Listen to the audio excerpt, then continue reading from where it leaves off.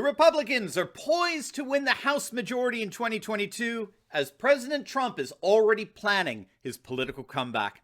In this video, we're going to take a look at what a number of pundits are seeing, which is the increasing likelihood that Nancy Pelosi's days as Speaker are numbered, how RINO Republican establishment hacks like Liz Cheney are about to go extinct, and how a number of Trump's closest advisors have confirmed that he is most certainly plotting the single biggest political comeback in history. You're not going to want to miss this. Greetings, everyone. Dr. Steve here with you. Wonderful to be with you as always. We're here to give you each and every single day conservative hope in the midst of these turbulent times, helping to think better so you can feel better. So if you haven't already done so, you know what to do. Make sure to smack that bell and subscribe button. We'd love to have you as a regular part of this channel. For you Rumble fans out there, make sure to click down at the link below and subscribe to our brand new Rumble channel. We're getting close to now about 100,000 subs on there. And for you podcast fans, make sure to click on the link below and sign up for our various podcast platforms as well. We're now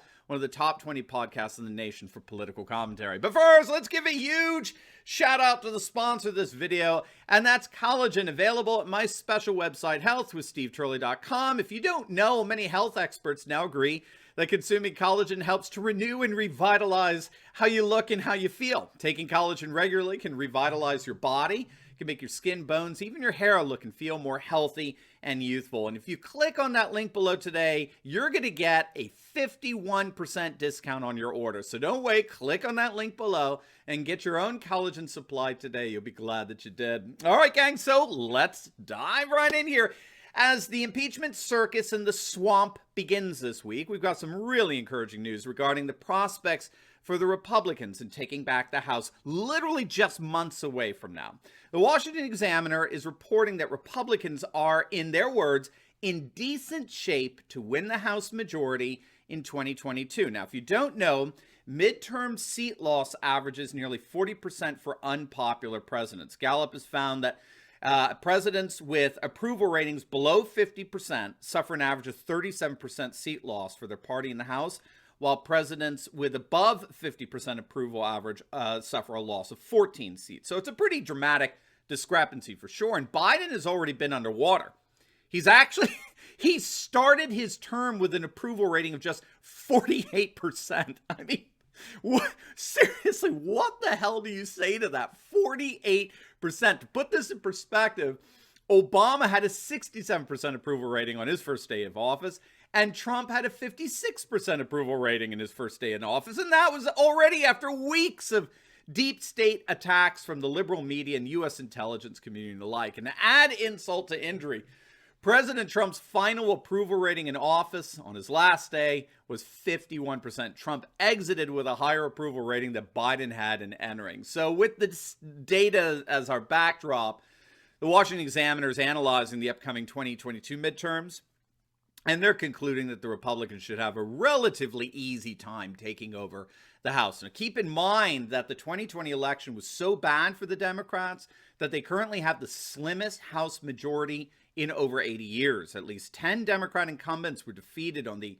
November 3rd election. And fascinatingly, especially in light of the mainstream Marxist media's narrative of the Republican Party being the home of misogyny and sexism and white supremacy, all the gains that the GOP made, every one of the House seats that were flipped to the GOP was won either by a minority, a female, or a veteran candidate. In fact, the GOP just picked up another seat in a New York race that was too close to call, but has now been decided in favor of the Republicans. So altogether, there are now 221 Democrats in the House of Representatives as compared to 210 Republicans. It may be 211. Yeah, I think it's 211 now with this latest seat. So in other words, Republicans are just a handful of seats away from taking the House, just 5 or 6 seats, and they'll flip it.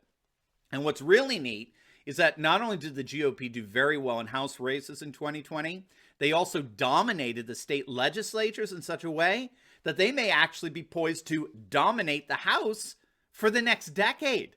And this is because the GOP is now in complete control of state houses and governorships that will end up drawing maps for 188 congressional districts. That's 43% of all districts. By contrast, the Democrats control state legislatures and governorships that will draw maps for only about 73 districts. That's 17% of all districts.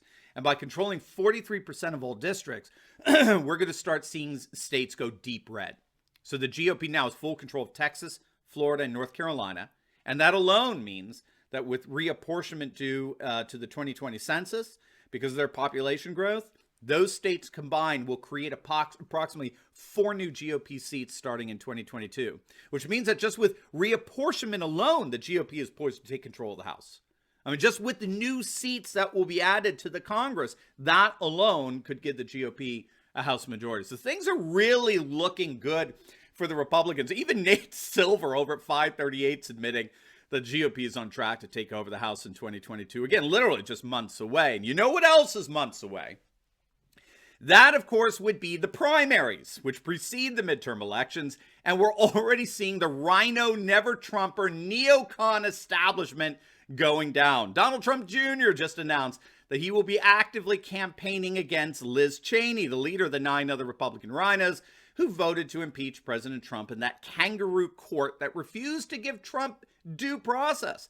These are 10 RINO neocons that have more in common with Nancy Pelosi and Chuck Schumer than they do with Donald Trump. State Senator Anthony Bouchard has announced his campaign to unseat Cheney, and Donald Trump Jr. has already pledged to be supporting that challenge. And it looks like Cheney's beginning to read the writing on the wall here. Newsmax is reporting that the latest poll out on Cheney showed that only 13% of voters in Wyoming would re-elect her. I mean, 13%. She's politically dead. And so in the midst of all this, it's no wonder that reports are now coming out that President Trump is already beginning his political comeback. Now, before we get into that, if you're looking for an encouraging and hopeful alternative to all the fake news nonsense that's being spewed out there on a daily basis from the leftist likes of CNN and MSNBC and the New York Times, you're going to find no better antidote than what's in the pages of my book, The Return of Christendom. Now, don't take my word for it. Just read through the reviews on Amazon. There's over 260 of them, and you'll see how this book cuts through all the cynicism and despair that we so often feel living in this crazy globalist world. And page after page, I give you all the data and statistics and indicators that show nothing less than a new conservative Christian majority emerging throughout the United States and Europe. And it is already transforming the world map into a far more nationalist, populist, and traditionalist world. And if you click on that link below, make it even sweeter. We're offering it for a limited time at a 50% discount. That's right, you get half off. So don't wait. This is a limited time offer. Click on that link and get your book at a super discount today and arm yourself with the information you need to crush fake news once and for all. All right, so Newsmax is reporting that President Trump is actively yet quietly planning out his political comeback. They cited a Political report that quoted one of Trump's advisors comparing the season of life for Trump to the time in between seasons of The Apprentice, where he was building anticipation and wonderment for what's to come next. Again, according to those closest to Trump, he's totally unfazed. He's completely unconcerned about the impeachment trial. He's confident that the 45 Republican senators that voted to throw it out on constitutional grounds aren't going to give this kabuki theater the time of day. Politico is reporting that Trump is currently solidifying his influence over the Republican Party behind the scenes.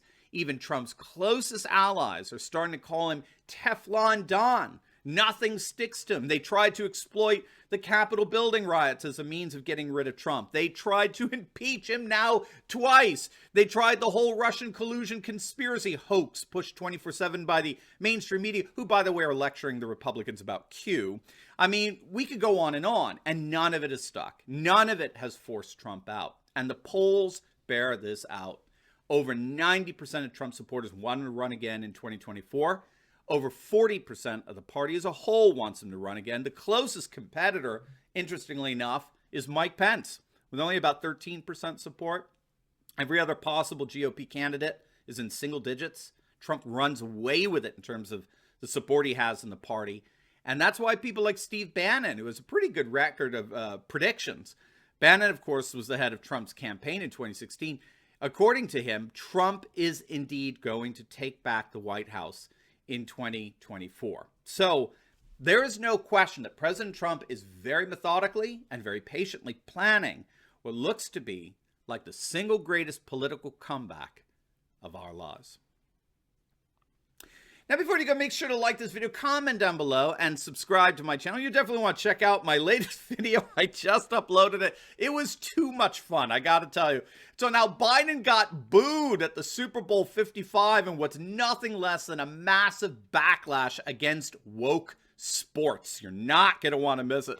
So make sure to click on the link, and I will see you over there. God bless.